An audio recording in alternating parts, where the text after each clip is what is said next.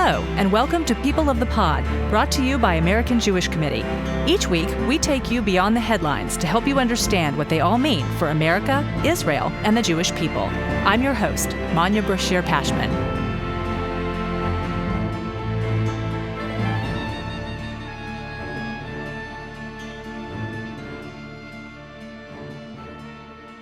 Yair Zivan has served as an advisor to Israel's foreign minister, prime minister, and president.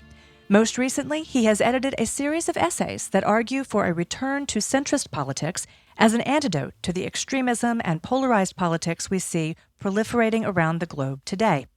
Titled The Center Must Hold, the essays by authors including Israel's former Prime Minister Yair Lapid, American political commentator Jennifer Rubin, former New York Mayor Michael Bloomberg, and philanthropist Catherine Murdoch call out populism as fatally flawed and prescribe centrism as the antidote to the political ire and angst around the globe.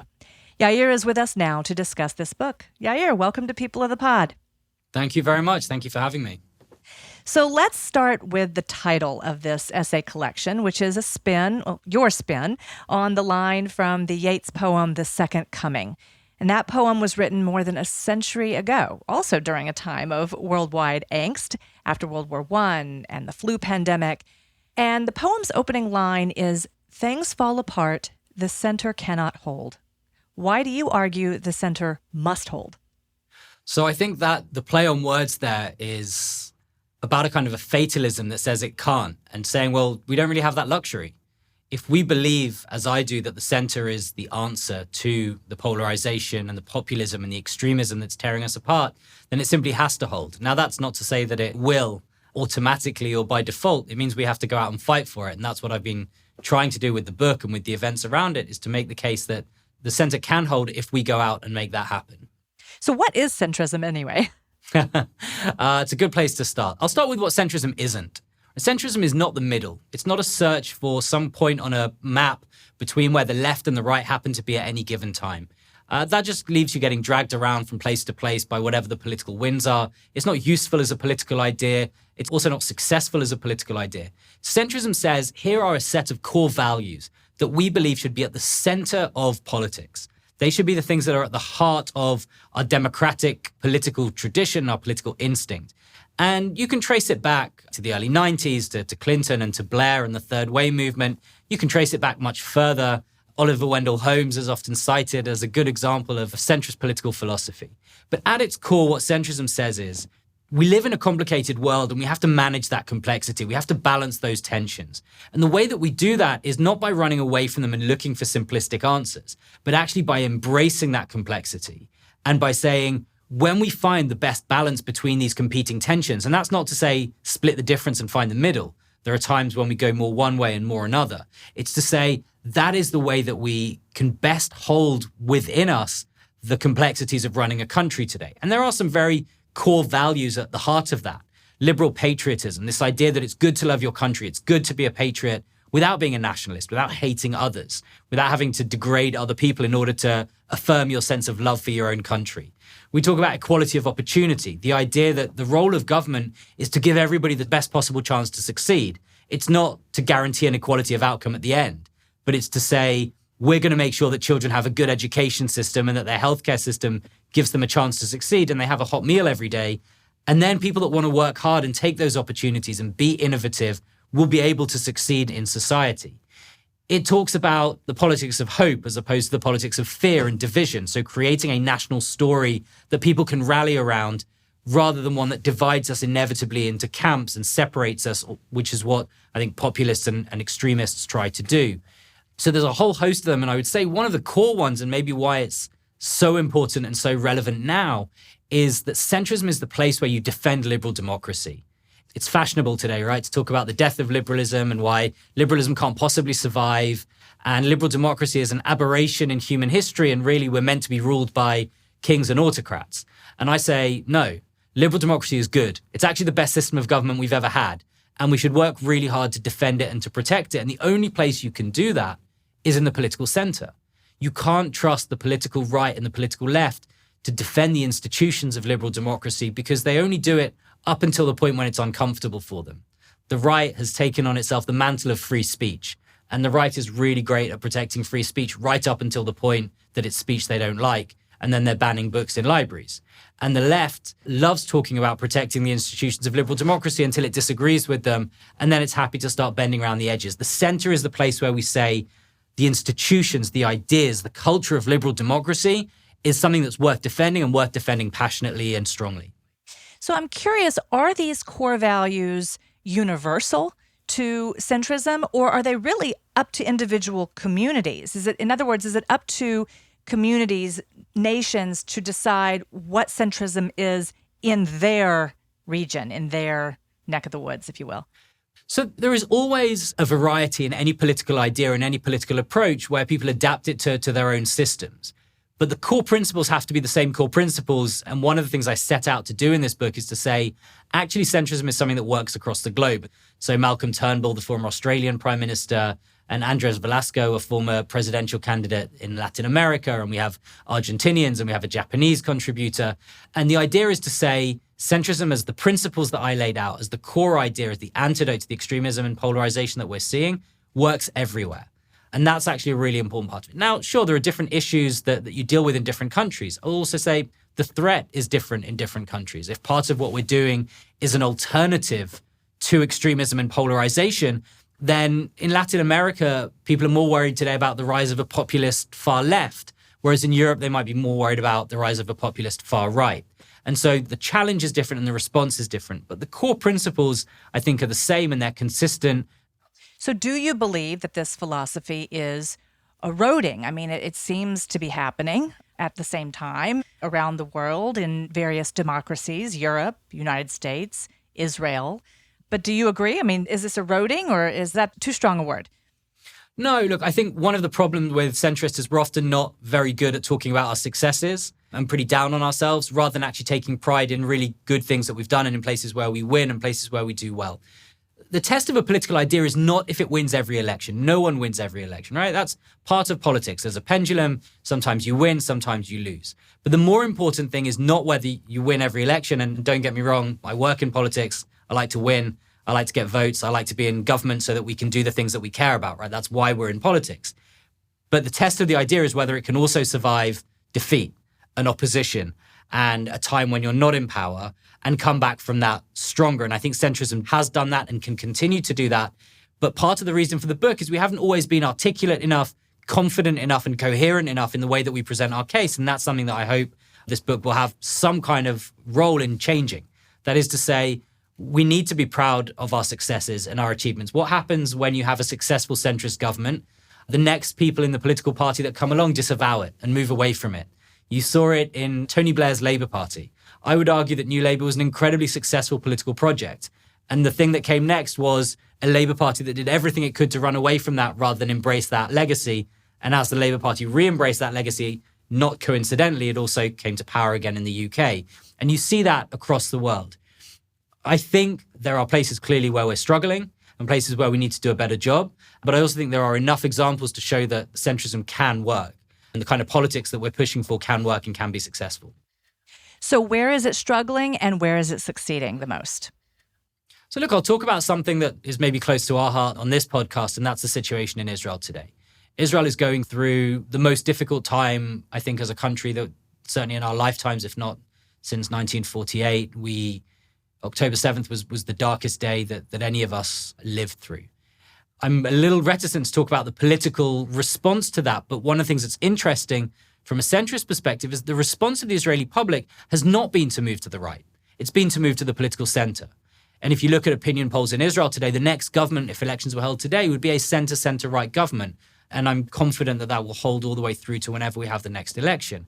And I think that's because there is a sense in Israel that actually people want that type of governance. They want people who understand that you need to embrace compromise and moderation and pragmatism as values rather than looking at them as kind of a political slur, as a vice, as something that we need to talk down about. And so I look at Israel as a place where actually we lost the election in November 22. We elected a government that was, to my mind, very right-wing, populist, and incredibly problematic. I think we've paid a very high price for that in the last 18 months or so. And now there is a move back towards the political center.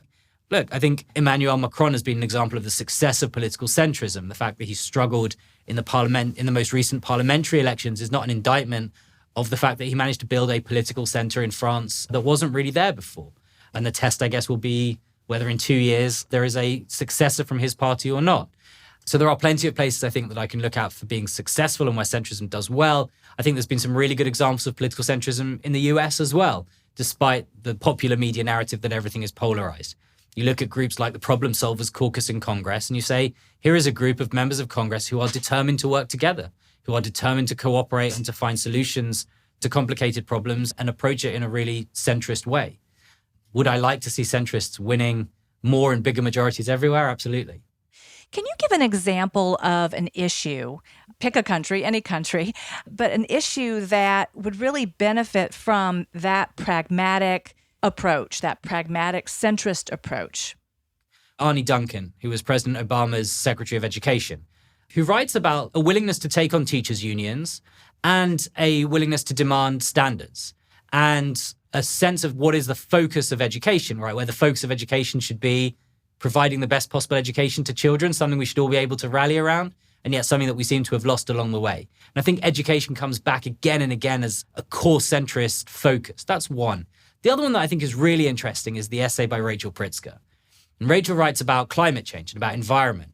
And in it, she makes what I think is a really compelling case that says we can't fight back against the need for energy abundance, because particularly in the developing world, people need energy in order to improve their quality of life.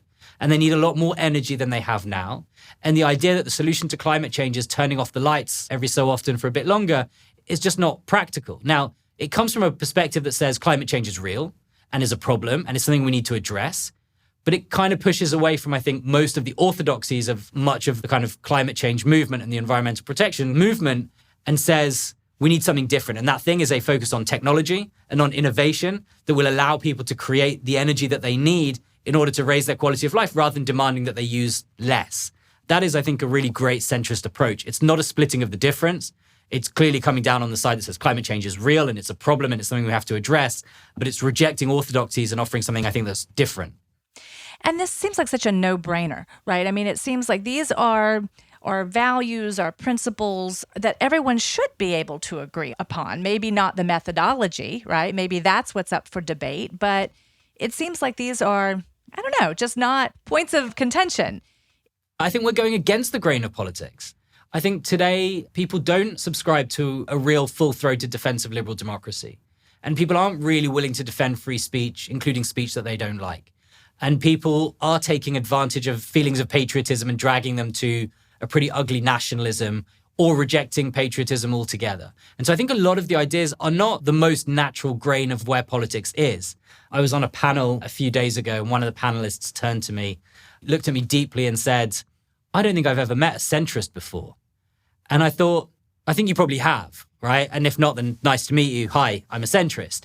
But the idea that actually it's going against the trend in politics is one that troubles me. Part of what I'm trying to do is to say to people, if you are a centrist, then speak up. And it's difficult. When you're a centrist, you are the biggest threat today. The fight in politics today is not between left and right. It's between the center and the extremes. And so what happens when you come out and say, I'm a centrist, this is what I believe, is you find yourself attacked by the extremes. And that's sometimes a difficult place to be. When I put the first tweet out about my book, within half an hour, I was called every name under the sun. I was a communist and a Nazi all at once, depending on who was attacking me, right?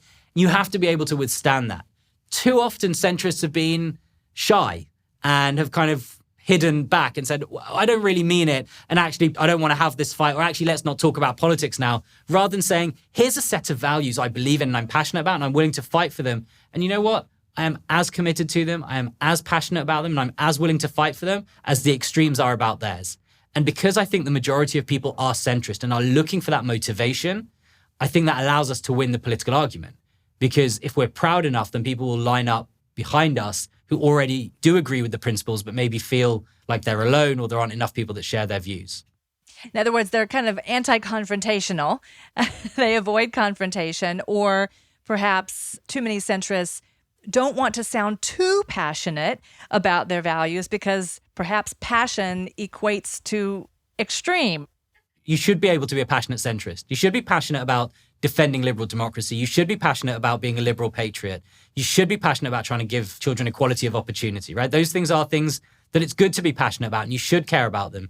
I just don't recognize in the centrism that I see being successful this perception of timidity or this perception of being scared. But what you have, I think, is too many centrists who have taken that path and you have kind of backed off and backed away from being passionate about those arguments. And that's where we lose. So my call to centrists is to be loud and to be proud and to be passionate about the things that we really care about.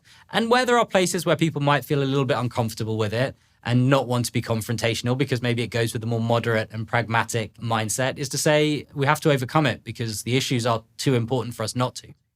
So I also want to clarify, I mean, being a centrist is not at the exclusion of the right or the left, right? It's more a conversation between both or a consensus or a compromise of both, whatever works, right? Whatever works best for the greater good. There is an element of a rejection of the left and the right to some extent, right? Particularly of the fringes. And I'm incredibly critical of even some of the more moderate left and moderate right because they're too willing to appease the extremes on their side. They're very good at calling out extremism and populism from the other camp, but not always good enough at calling it out on their own side, which I think is where the challenge really lies. The idea is not to find a compromise. The idea is not to split the difference between old ideas. It is about saying we should be focusing on what works. And I write a line in the book, slightly glibly, that if it works and if it makes people's lives better, does it really matter if it comes from Marx or from Hayek, right? The political philosophy behind it certainly matters less than if it works. The way that compromise can be a successful political tool, and I think we all compromise in our lives all the time. And suddenly when we get to politics, we see it as a sign of weakness or non-committalness or something like that. Whereas in our everyday lives, we see it as a part of being able to function as an adult in society. I think the goal of that, the way that you do that successfully, the way you compromise successfully is by being really clear about what your values are and what your ideals are and what you believe. And only then can you go to a compromise. If I try to compromise with people without being very firm about what I believe and what's important to me, I'll just get dragged to wherever they are because they're passionate and I'm not, they're committed and I'm not. So you have to be really clear about what your values are. And I actually think the real test about compromise is whether you do it when you're in a position of power, not in a position of weakness. In politics, people compromise because they have to. I say you should compromise because you want to. And I'll give a kind of an example, I guess. If I had 51% of the votes in Parliament and I could pass anything I wanted, and I had a belief, a reform that I passionately believed and wanted to get through, and I could pass it 100% the way that I wanted, or I could take it down to 80% of what I want and take 20% from other people and increase my majority from 51% to 75%. I would do that because I think it's right. Because I think building consensus builds more sustainable policy. Because I think it creates a healthier democracy and a healthier political culture. Because I have enough humility to say that maybe I don't know everything and I'm not right about everything and the other side has something useful to contribute, even to something that I'm really passionate about. That's the test of compromise. Do you do it when you don't have to, but because you think it's the right thing to do? And again, it's dependent on knowing what your values are and dependent on knowing what you're not willing to compromise on. Because if you don't have that, then you don't have the anchor from which you take your political beliefs. In other words, kind of ceding a little bit to the other side, not because you have to, but because you need that little percentage bump to pass your legislation, but because you'll just build more of a consensus and more support on both sides of the aisle or both sides of 8 aisles, whatever, however it works. But yeah, I mean, it's really about building a consensus among lawmakers for the greater good rather than just claiming that slim victory. Yeah, it creates better policy and more sustainable policy, but there's also limits to it. You very rarely in politics get 100% support for anything. And often if you've got to the place where everyone supports it, then you've probably gone too far with the compromise, right? And you've probably watered it down too much. There are very rare moments in politics when everybody agrees about something. And there are cases when we can do that. But on the really big issues, it's rare for us to get to that level of consensus. And I don't think that's necessarily desirable either. But being able to build a little bit beyond your political comfort zone, a little bit beyond your camp, I think is a really useful thing in politics. And there are models where it works really well. So let me ask you more specifically, what is eroding centrism? What forces really are working against it? And in the places where the center is maintaining its hold, are those forces in reverse? In other words, have they found a way to conquer those particular forces? Or have they found a way to conquer what works against centrism? Or has it just not reached them yet? So I'll start by flipping the question. I don't think it's about, does centrism work when other people aren't strong enough to attack it and to take it apart? Centrism works when it's strong enough in and of itself and it's defining the political agenda.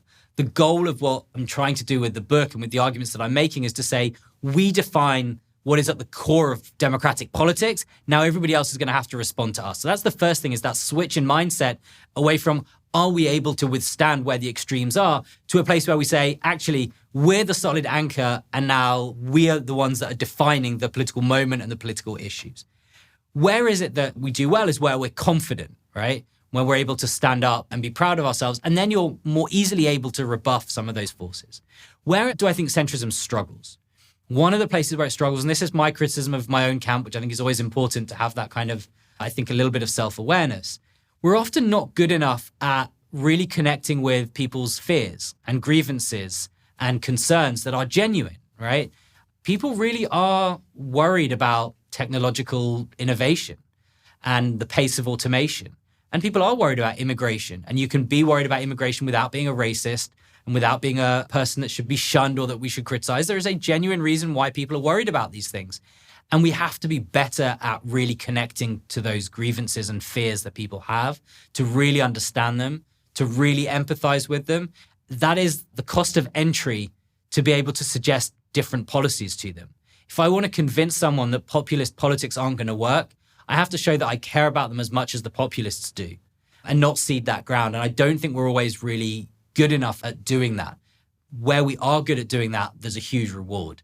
And ultimately, I believe that on every issue, the solutions that we offer from the political center are more successful than the solutions that are offered by the populists and by the extremists. But we have to be able to convince the public of that. You can't disregard people who vote for somebody you find distasteful, even if you think that the candidate they're voting for is somebody that you have real problems with.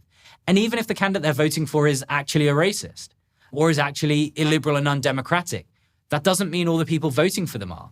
And it doesn't mean you can afford to dismiss those people. It means you need to do a better job of listening to them and connecting with them and bringing them back to our political camp. When politicians fail to get their message across, it's because they're not doing a good enough job. It's not because of the public. Hey, Yair, thank you so much for joining us and for giving us a little bit of a pathway to expressing these kinds of views that aren't heard of a whole lot. Thank you very much. I really appreciate it. If you missed last week's episode, be sure to tune in for a conversation between my colleague Julie Fishman-Raymond, AJC's Managing Director of Policy and Political Affairs, and Ron Campius, the Washington, D.C. Bureau Chief at the Jewish Telegraphic Agency. Thank you for listening. This episode is brought to you by AJC. Our producer is Atara Lakritz. Our sound engineer is TK Broderick. You can subscribe to People of the Pod on Apple Podcasts, Spotify, or Google Podcasts, or learn more at ajc.org/peopleofthepod. The views and opinions of our guests don't necessarily reflect the positions of AJC. We'd love to hear your views and opinions or your questions. You can reach us at peopleofthepod@ajc.org. If you've enjoyed this episode, please be sure to tell your friends, tag us on social media with #PeopleOfThePod, and hop on to Apple Podcasts to rate us and write a review to help more listeners find us. Tune in next week for another episode of People of the Pod.